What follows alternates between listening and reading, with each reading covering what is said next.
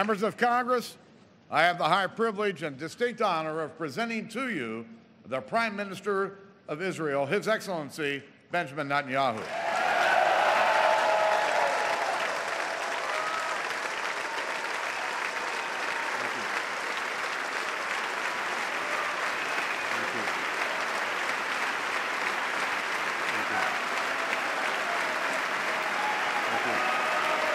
Thank you. Thank you. Speaker of the House, John Boehner,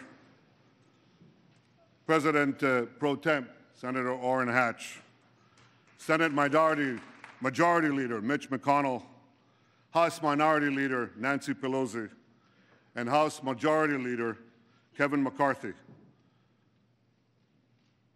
I also want to acknowledge Senator Democratic Leader Harry Reid. Harry, it's good to see you back on your feet.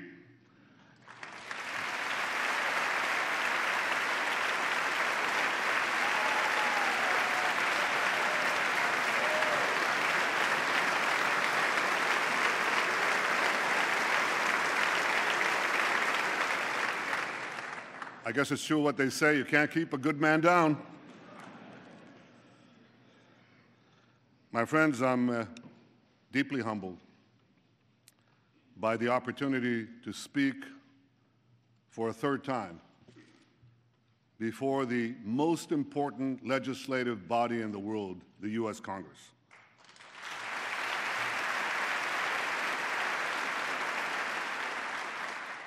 I want to thank you all for being here today. I know that my speech has been the subject of much controversy. I deeply regret that some perceive my being here as political. That was never my intention. I want to thank you, Democrats and Republicans, for your common support for Israel, year after year, decade after decade.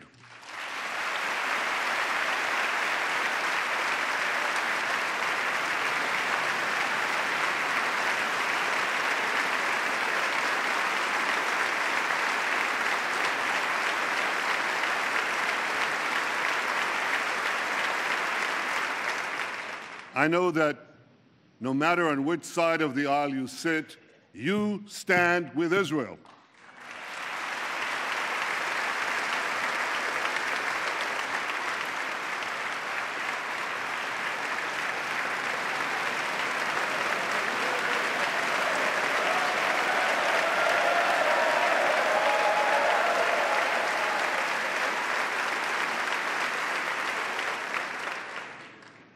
The remarkable alliance between Israel and the United States has always been above politics. It must always remain above politics.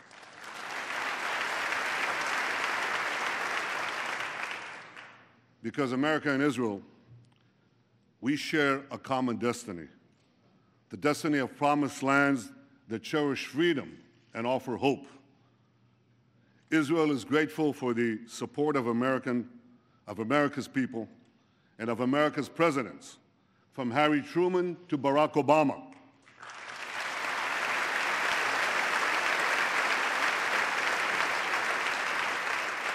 We appreciate all that President Obama has done for Israel. Now, some of that is widely known.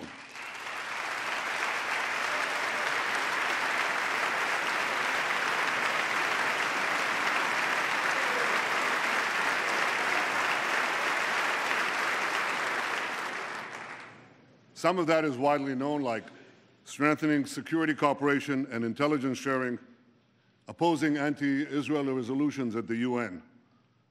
Some of what the President has done for Israel is less well known. I called him in 2010 when we had the Carmel forest fire, and he immediately agreed to respond to my request for urgent aid. In 2011, we had our embassy in Cairo under siege, and again, he provided vital assistance at the crucial moment. Or his support for more missile interceptors during our operation when we took on Hamas terrorists.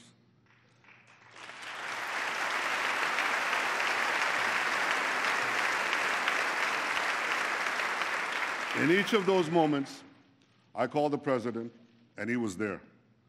And some of what the president has done for Israel might never be known because it touches on some of the most sensitive and strategic issues that arise between an American president and an Israeli prime minister. But I know it, and I will always be grateful to President Obama for that support.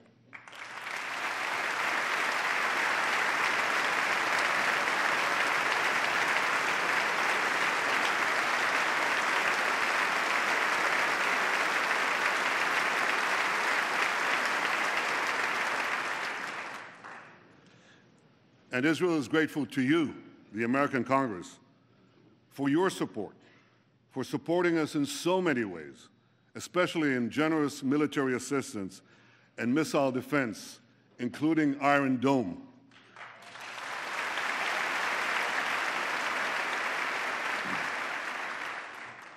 Last summer, millions of Israelis were protected from thousands of Hamas rockets because this Capitol Dome helped build our Iron Dome.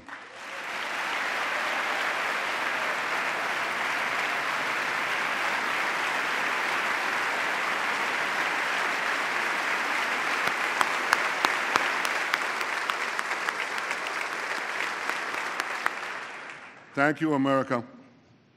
Thank you for everything you've done for Israel. My friends, I've come here today because as Prime Minister of Israel, I feel a profound obligation to speak to you about an issue that could well threaten the survival of my country and the future of my people: Iran's quest for nuclear weapons. We're an ancient people. In our nearly 4,000 years of history, many have tried repeatedly to destroy the Jewish people. Tomorrow night, on the Jewish holiday of Purim, we'll read the book of Esther.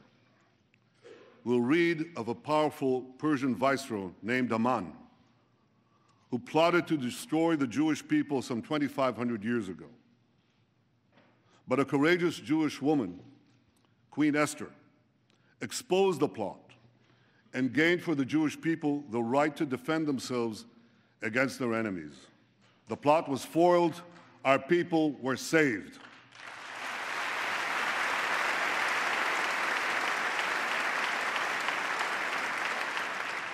Today, the Jewish people face another attempt by yet another Persian potentate to destroy us.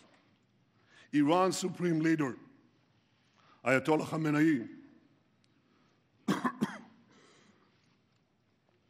Iran's supreme leader, Ayatollah Khamenei, spews the oldest hatred of anti-Semitism with the newest technology.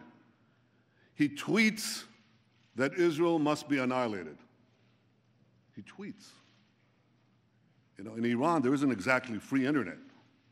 But he tweets in English that Israel must be destroyed.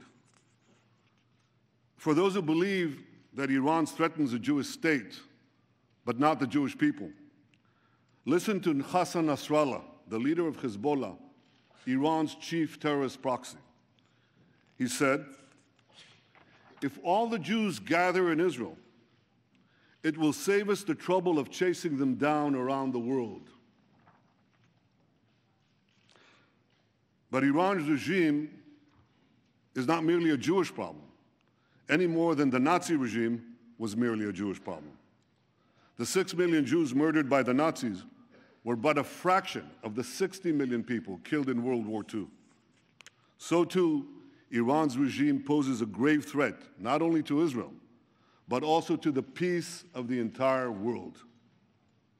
To understand just how dangerous Iran would be with nuclear weapons, we must fully understand the nature of the regime. The people of Iran are very talented people. They're heirs to one of the world's great civilizations. But in 1979, they were hijacked by religious zealots who imposed on them immediately a dark and brutal dictatorship.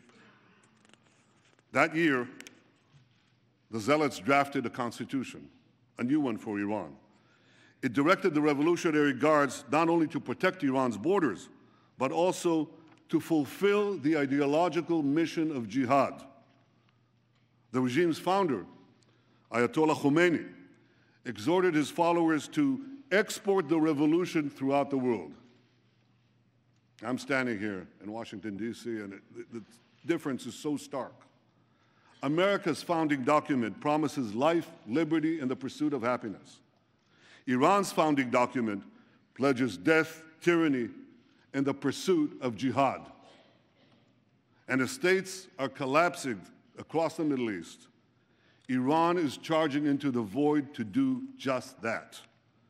Iran's goons in Gaza, its lackeys in Lebanon, its Revolutionary Guards on the Golan Heights are clutching Israel with three tentacles of terror. Backed by Iran, Assad is slaughtering Syrians. Backed by Iran, Shiite militias are rampaging through Iraq. Backed by Iran, Houthis are seizing control of Yemen, threatening the strategic straits at the mouth of the Red Sea. Along with the Straits of Hormuz, that would give Iran a second choke point on the world's oil supply. Just last week, near Hormuz, Iran carried out a military exercise blowing up a mock U.S. aircraft carrier. That's just last week, while they're having nuclear talks with the United States. But unfortunately, for the last 36 years, Iran's attacks against the United States have been anything but mock, and the targets have been all too real. Iran took dozens of Americans hostage in Tehran, murdered hundreds of American soldiers, Marines in Beirut, and was responsible for killing and maiming thousands of American servicemen and women in Iraq and Afghanistan. Beyond the Middle East, Iran attacks America and its allies through its global terror network. It blew up the Jewish Community Center and the Israeli embassy in Buenos Aires. It helped al-Qaeda bomb U.S. embassies in Africa.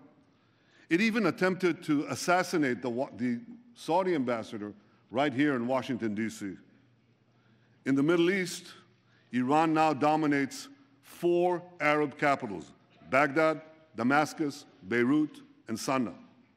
And if Iran's aggression is left unchecked, more will surely follow. So at a time when many hope that Iran will join the community of nations, Iran is busy gobbling up the nations.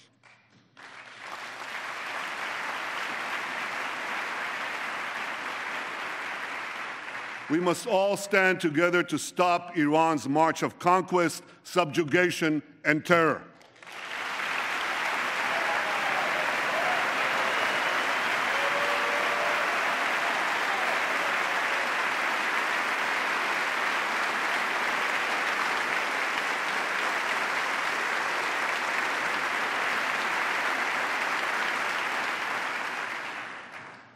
Now, 2 years ago, we were told to give President Rouhani and Foreign Minister Zarif a chance to bring change and moderation to Iran. Some change, some moderation. Rouhani's government hangs gays, persecutes Christians, jails journalists, and executes even more prisoners than before. Last year, the same Zarif, who charms Western diplomats, laid a wreath at the grave of Imad Murnia. Imad Murnia is the terrorist mastermind who spilled more American blood than any other terrorist besides Osama bin Laden. I'd like to see someone ask him a question about that. Iran's regime is as radical as ever. Its cries of death to America, that same America that it calls the Great Satan, as loud as ever. Now, this shouldn't be surprising, because the ideology of Iran's revolutionary regime is deeply rooted in militant Islam. And that's why this regime will always be an enemy of America. And don't be fooled. The battle between Iran and ISIS doesn't turn Iran into a friend of America.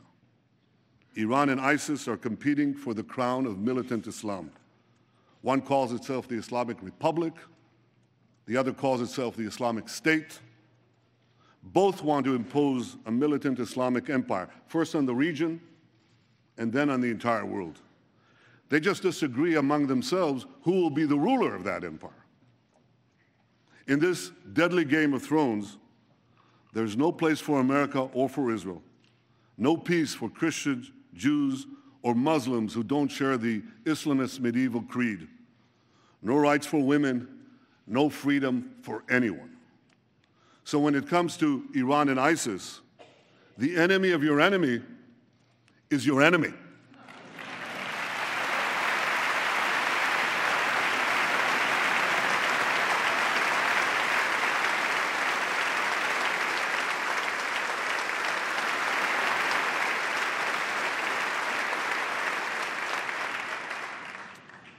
The difference is that ISIS is armed with butcher knives, captured weapons, and YouTube, whereas Iran could soon be armed with intercontinental ballistic missiles and nuclear bombs. We must always remember, I'll say it one more time, the greatest danger facing our world is the marriage of militant Islam with nuclear weapons. To defeat ISIS and let Iran get nuclear weapons would be to win the battle but lose the war. We can't let that happen.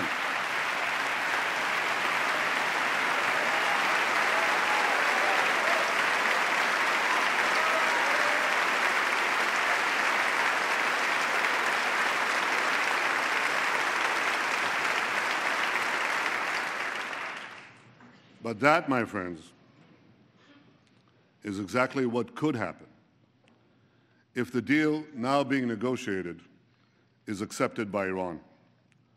That deal will not prevent Iran from developing nuclear weapons. It would all but guarantee that Iran gets those weapons, lots of them. Let me explain why. While the final deal has not yet been signed, certain elements of any potential deal are now a matter of public record. You don't need intelligence agencies and secret information to know this. You can Google it.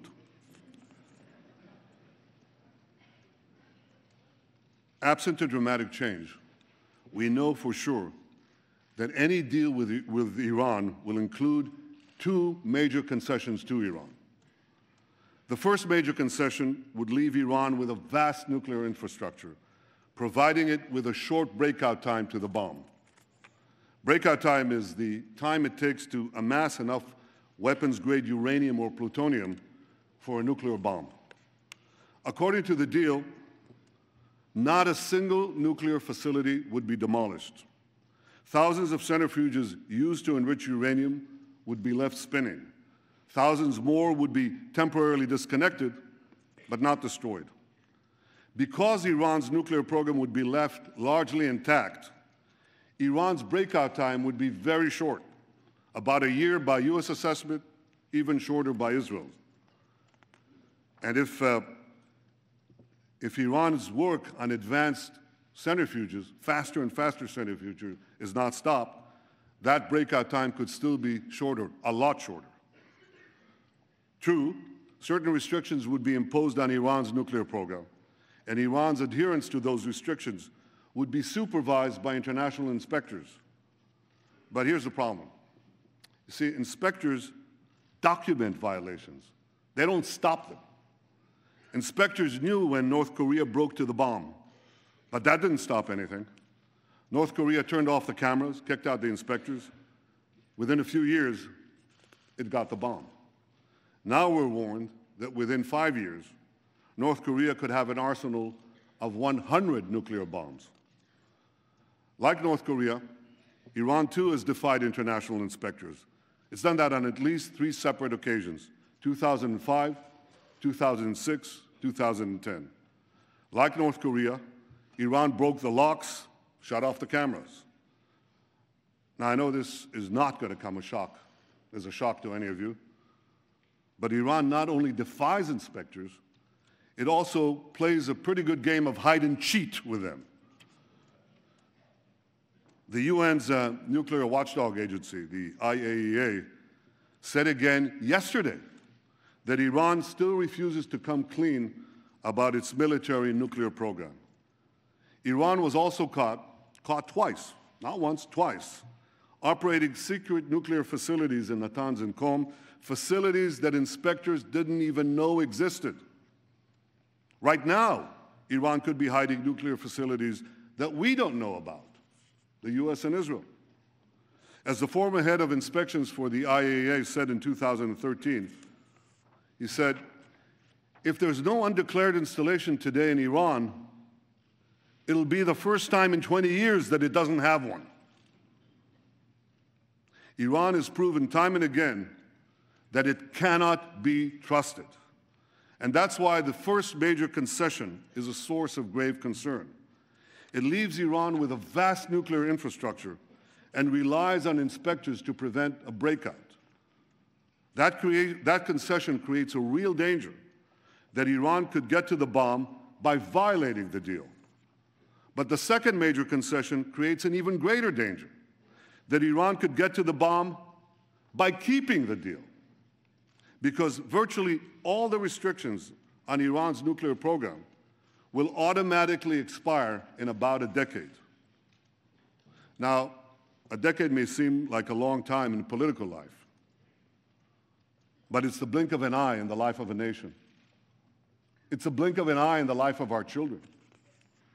We all have a responsibility to consider what will happen when Iran's nuclear capabilities are virtually unrestricted and all the sanctions will have been lifted. Iran would then be free to build a huge nuclear capacity that could produce many, many nuclear bombs. Iran's supreme leader says that openly. He says Iran plans to have 190,000 centrifuges, not 6,000, or even the 19,000 that Iran has today, but 10 times that amount. 190,000 centrifuges enriching uranium. With this massive capacity, Iran could make the fuel for an entire nuclear arsenal, and this in a matter of weeks, once it makes that decision. My longtime friend, John Kerry, Secretary of State, confirmed last week that Iran could legitimately possess that massive centrifuge capacity when the deal expires. Now, I want you to think about that. The foremost sponsor of global terrorism could be weeks away from having enough enriched uranium for an entire arsenal of nuclear weapons, and this with full international legitimacy. And by the way, if Iran's intercontinental ballistic missile program is not part of the deal, and so far, Iran refuses to even put it on the negotiating table, while Iran could have the means to deliver that nuclear arsenal to the far-reach corners of the earth, including to every part of the United States. So you see, my friends, this deal has two major concessions. One, leaving Iran with a vast nuclear program. And two, lifting the restrictions on that program in about a decade. That's why this deal is so bad. It doesn't block Iran's path to the bomb. It paves Iran's path to the bomb. So why would anyone make this deal? Because they hope that Iran will change for the better in the coming years? Or they believe that the alternative to this deal is worse? Well, I disagree. I don't believe that Iran's radical regime will change for the better after this deal. This regime has been in power for 36 years, and its voracious appetite for aggression grows with each passing year. This deal would only whet Iran's appetite for more. Would Iran be less aggressive when sanctions are removed and its economy is stronger? If Iran is gobbling up 4 countries right now while it's under sanctions, how many more countries will Iran devour when sanctions are lifted? Would Iran fund less terrorism when it has mountains of cash with which to fund more terrorism? Why should Iran's radical regime change for the better when it can enjoy the best of both worlds, aggression abroad, prosperity at home? This is a question that everyone asks in our region. Israel's neighbors, Iran's neighbors, know that Iran will become even more aggressive and sponsor even more terrorism when its economy is unshackled and it's been given a clear path to the bomb. And many of these neighbors say they'll respond by racing to get nuclear weapons of their own. So this deal won't change Iran for the better. It will only change the Middle East for the worse. A deal that's supposed to prevent nuclear proliferation would instead spark a nuclear arms race in the most dangerous part of the planet. This deal won't be a farewell to arms. It would be a farewell to arms control. And the Middle East would soon be crisscrossed by nuclear tripwires. A region where small skirmishes can trigger big wars would turn into a nuclear tinderbox. If anyone thinks this deal kicks the can down the road, think again. When we get down that road, we'll face a much more dangerous Iran, a Middle East littered with nuclear bombs, and a countdown to a potential nuclear nightmare. Ladies and gentlemen, I've come here today to tell you we don't have to bet the security of the world on the hope that Iran will change for the better. We don't have to gamble with our future and with our children's future. We can insist that restrictions on Iran's nuclear program not be lifted for as long as Iran continues its aggression in the region and in the world.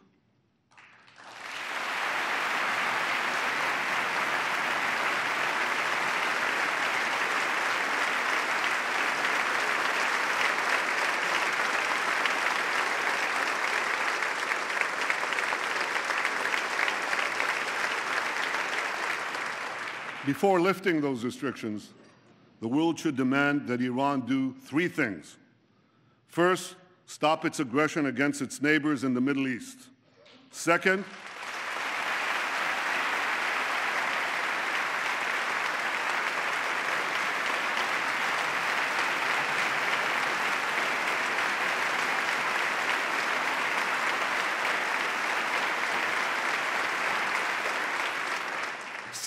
stop supporting terrorism around the world.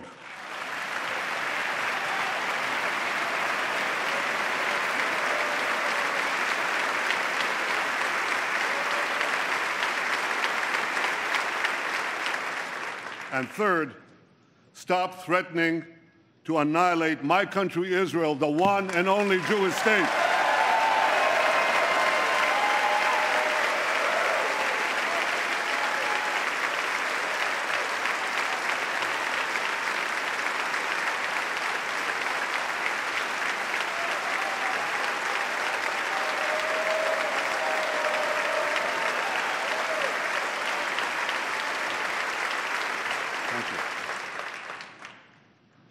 If the world powers are not prepared to insist that Iran change its behavior before a deal is signed, at the very least, they should insist that Iran change its behavior before a deal expires.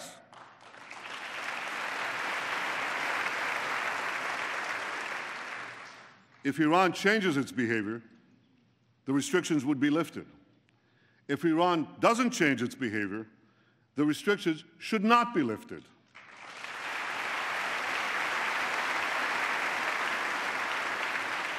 If Iran wants to be treated like a normal country, let it act like a normal country.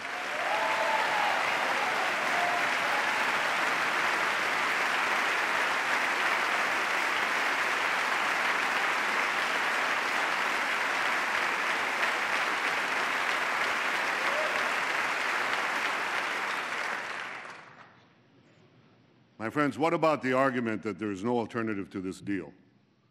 That Iran's nuclear know-how cannot be erased, that its nuclear program is so advanced that the best we can do is delay the inevitable, which is essentially what the proposed deal seeks to do.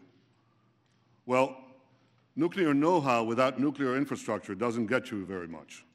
A race car driver without a car can't drive. A pilot without a plane can't fly. Without thousands of centrifuges, tons of enriched uranium, or heavy water facilities, Iran can't make nuclear weapons.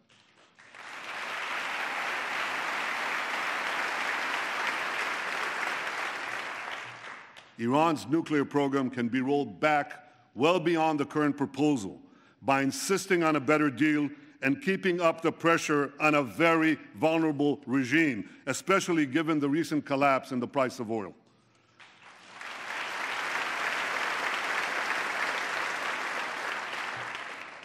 Now, if Iran threatens to walk away from the table, and this often happens in a Persian bazaar, call their bluff.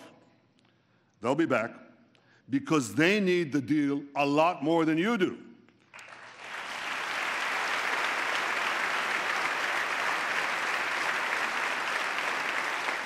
And by maintaining the pressure on Iran and on those who do business with Iran, you have the power to make them need it even more.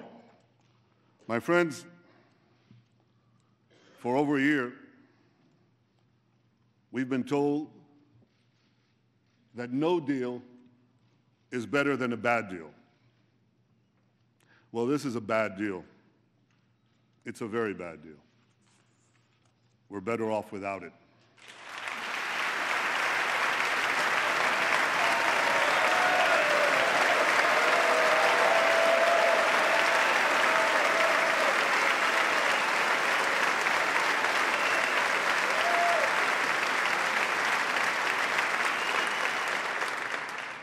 Now we're being told that the only alternative to this bad deal is war. That's just not true. The alternative to this bad deal is a much better deal.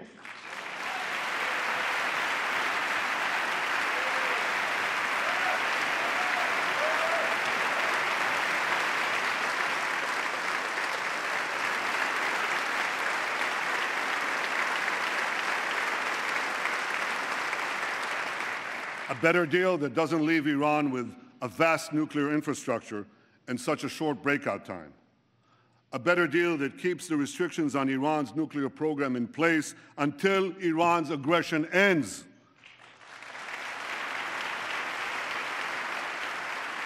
A better deal that won't give Iran an easy path to the bomb. A better deal that Israel and its neighbors may not like, but with which we could live, literally. And no country has a greater stake. No country has a greater stake than Israel in a good deal that peacefully removes this threat. Ladies and gentlemen, history has placed us at a fateful crossroads. We must now choose between two paths. One path leads to a bad deal that will at best curtail Iran's nuclear ambitions for a while, but it will inexorably lead to a nuclear-armed Iran whose unbridled aggression will inevitably lead to war. The second path, however difficult, could lead to a much better deal that would prevent a nuclear-armed Iran, a nuclearized Middle East, and the horrific consequences of both to all of humanity. You don't have to read Robert Frost to know. You have to live life to know that the difficult path is usually the one less traveled. But it will make all the difference for the future of my country, the security of the Middle East, and the peace of the world, the peace we all desire.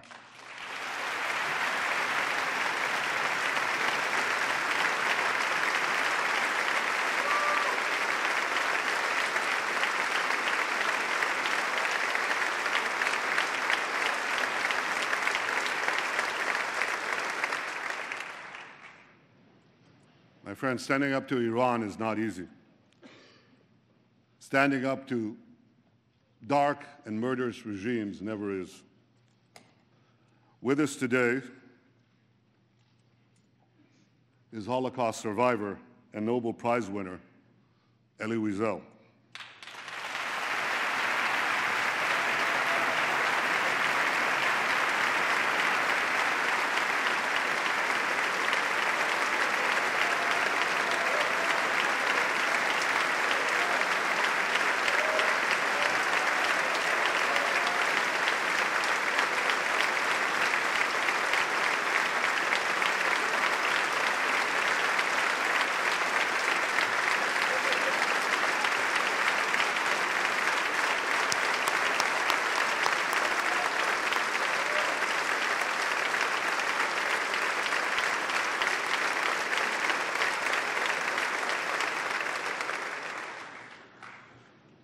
Elie, your life and work inspire us to give meaning to the words, never again.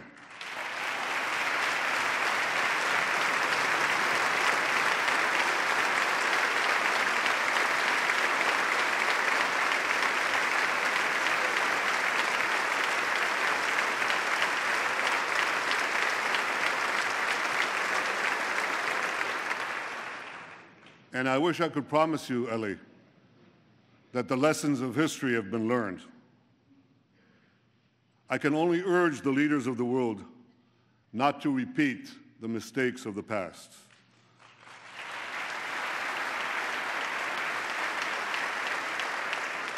Not to sacrifice the future for the present, not to ignore aggression in the hopes of gaining an illusory peace. But I can guarantee you this: the days when the Jewish people remained passive in the face of genocidal enemies, those days are over.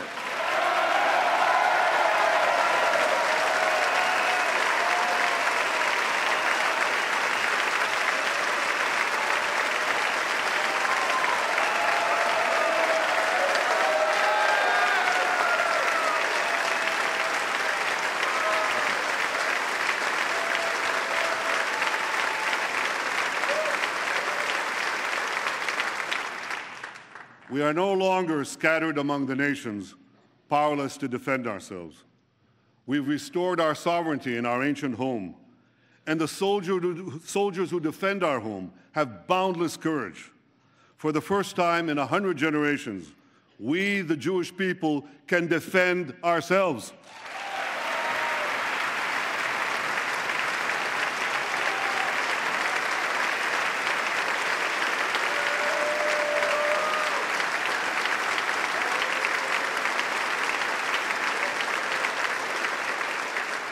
This is why, as Prime Minister of Israel, I can promise you one more thing. Even if Israel has to stand alone, Israel will stand.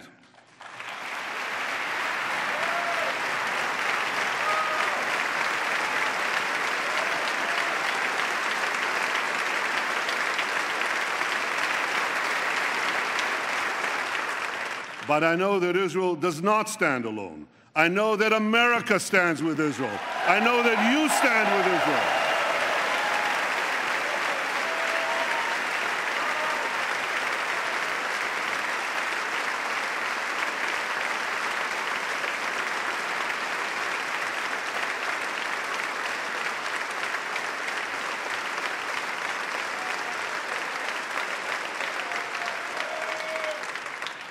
You stand with Israel because you know that the story of Israel is not only the story of the Jewish people, but of the human spirit that refuses again and again to succumb to history's horrors.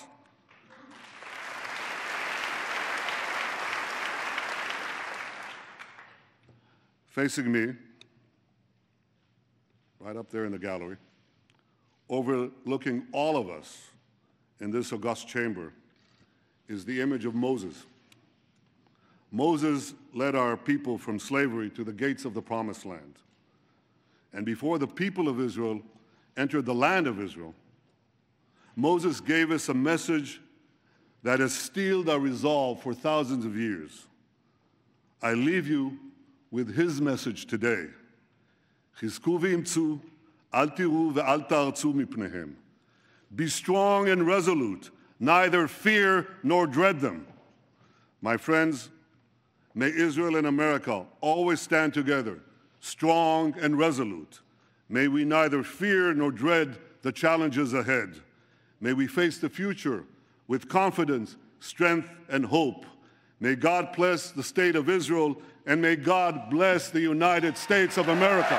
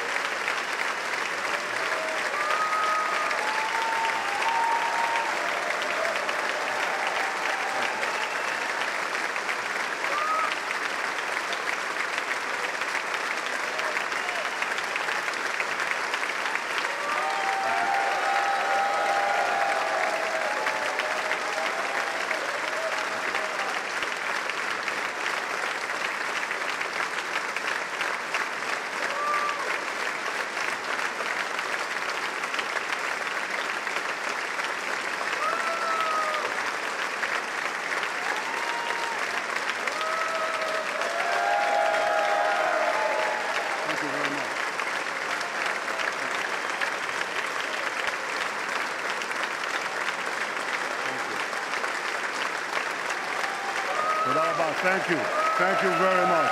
Thank you all. You're wonderful. Thank you, America. Thank you. Thank you.